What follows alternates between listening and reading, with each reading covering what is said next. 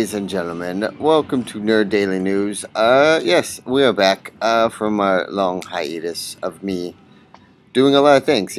Work, cosplaying, writing takes a lot. This man should know right here. If you're not Hello. familiar with this man is Frederick. What's your last name? Frederick Allison. Frederick Jr. Allison Jr.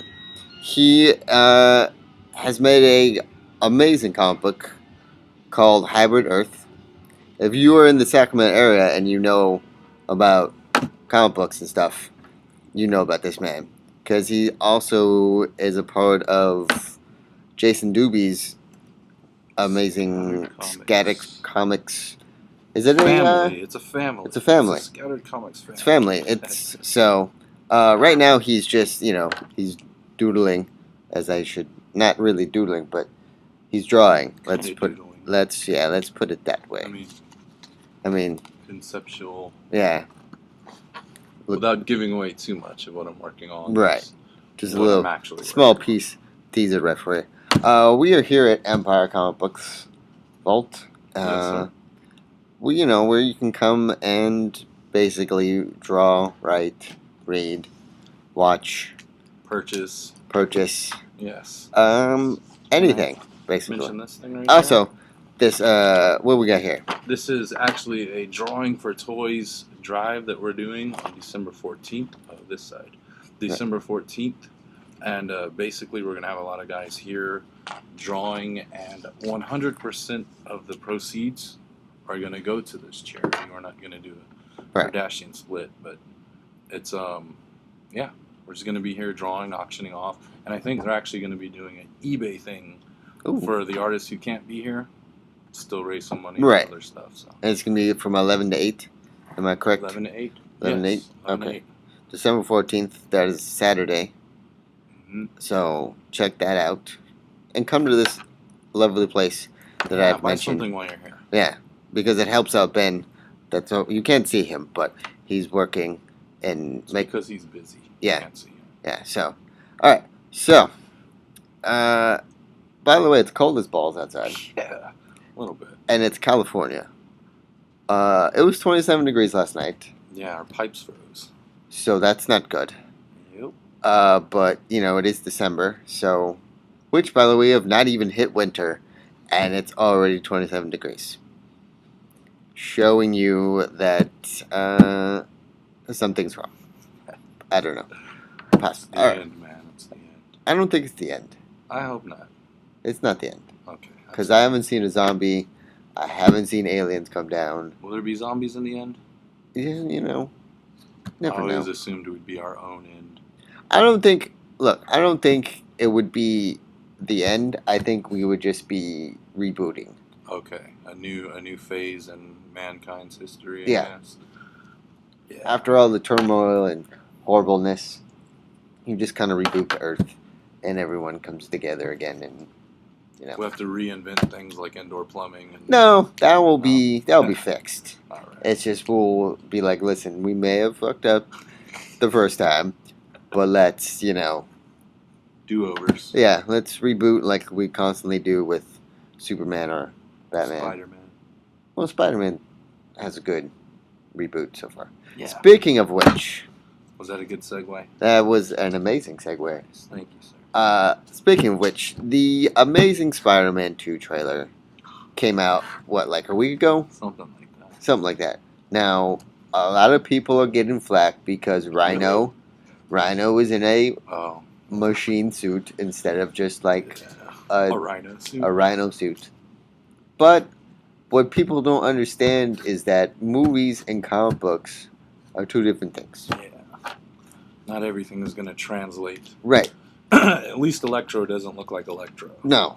Also, when you put comic books into movies, you kind of want to have a realistic feel to it. So, obviously, Rhino is going to be in a,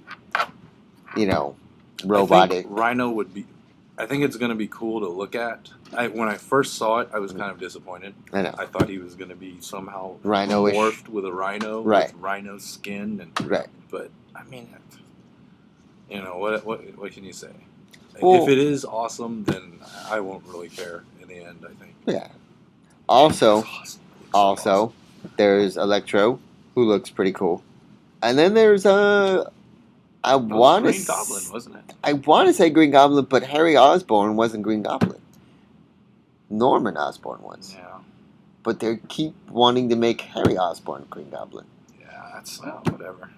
I guess it's good drama. Yeah, When and your best friend is one of your enemies, I guess that's always cool. well, they don't introduce the Harry Osborn into as his best friend. You know what I liked about this version of Harry Osborn though? He's got like the creepy Emo-ish kind of thing. Yeah, he's not like the pretty boy who could be Tony Stark in high school. Right. Or James Franco. Yeah, exactly. He's kind of a creepy looking guy. Right. And if you looked on the computer where he was like, doing that thing, if you look closely, there's a little cube that says Venom. Venom. Really? Yeah. I think it was like, what was it? Venom something. But I did see the Dr. Octopus backstrap wings, I'm assuming a vulture. You're right. And then there was a Venom Really? thing. It was called something else, but I learned that from Had the word Venom on there? Yeah, it said Venom Nice. Project, I think. But I saw that when I was watching Nerdist News and they were explaining that. And I was like, that should be amazing. Yeah. So It definitely looks like they're setting up for the big picture. for in like the this Sinister trailer. Six kind of thing. Yeah. Where Spider-Man's gonna fight like all six. It looks like he's going to have his hands full this Yes. time around. But Hopefully they don't pull a Spider-Man 3 and throw too much story. that's what I was worried about when I saw the poster in the first place. Yeah. Was seeing Rhino, Electro, and then and Green Goblin. I'm like, you're doing the whole Venom, Sandman, Green Goblin thing. Yeah, or New Goblin, Yeah, as they coined it, I guess. yeah, and then New Goblin ended up helping Spider-Man in the end. I didn't have a problem with that. Because in the end, it's like, okay, either Spider-Man's going to take on these three guys, Right. or Spider-Man and Harry, who has already been established as his best friend, regardless of whatever drama they had, helps him take on 2-on-2. So I didn't have a huge problem with that. Okay. Everything else was kind of... Yeah. All right. All right. Next, we shift over to the darker side of the moon. DC Comics. Wait. Can we, before we switch... What? Have you talked about X-Men yet? No. About Apocalypse coming in 2016? That or the Days of Future... Since the trailers come out, no. But it seems like it's going to be amazing. I hope so. But I know your biggest thing is that Bishop is the one that was supposed to go back in time, not Wolverine. I think my biggest thing is I'm tired of seeing Wolverine be the focus of everything. X-Men, okay. There's so many X-Men, and it's cool. Wolverine can be awesome. Right. But does he have to be like the catalyst of everything? Yeah, because Cyclops is dead. I think when you bring time travel into a story like that, there's always that possibility of like Cyclops could be here. We could go back to pre-Ratner and have Cyclops around. And I don't know. I'm excited to see this movie. Right. I wish it wasn't called Days of Future Past. But well, I think it's trying to kill two birds with one stone, making a sequel to X-Men First Class. And having Bryan Singer come back and bring, everyone back. I'll be in line for it. Oh, definitely I will. Definitely I will. But, also, yes, if you haven't heard, Apocalypse is coming in 2016. Ought to be interesting. For the next X-Men movie. And Wolverine's going to fight him head to head. They're going to have a fist fight with Wolverine, the Almighty, versus Apocalypse. I'm guessing. I'm just guessing. I'm hoping. Hoping. Or are they going to do the Four Horsemen thing where they bring Angel back? I'd love that. I would totally love that. That would be amazing. All right, so now we shift over to the dark side of the moon. All right, let's do that. With DC Comics. And when I say dark side of the moon, reference to DC Comics, I've noticed watching Marvel movies and watching The Man of Steel and The Dark Knight is that DC Comics tends to go a little grayer. Yeah. And a little darker.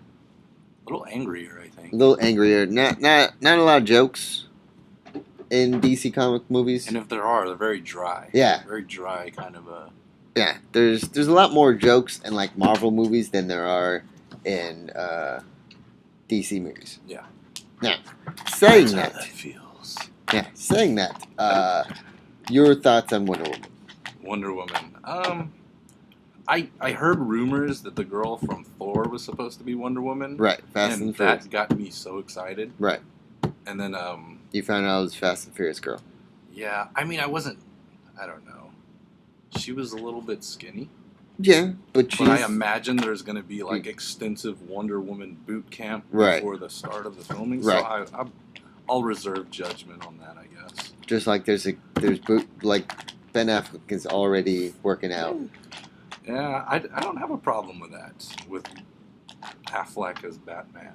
You and me are probably the only few people that have no problem with. People are really pissed about that. Yeah. Man. I don't think. Okay, can I say I don't think Christian Bale was an awesome Batman? No.